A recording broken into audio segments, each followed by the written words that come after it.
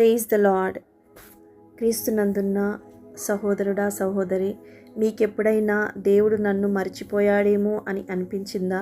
నేను ఎంత ప్రార్థించినా ఏమీ మారడం లేదనిపించిందా? అయితే ఈ వాక్యం మీకోసమే.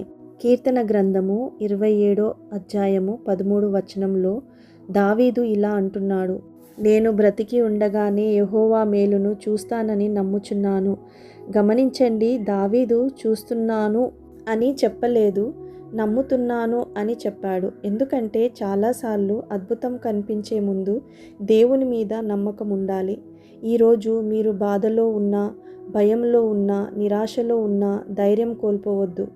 యేసు మిమ్మల్ని ప్రేమిస్తున్నాడు. ఆయన మిమ్మల్ని ఎప్పుడూ విడిచిపెట్టడు. మీకు కనిపించకపోయినా మీ జీవితంలో దేవుడు ఇంకా పనిచేస్తూనే ఉన్నాడు. మీ జీవితం ఇంతటితో ఆగిపోలేదు.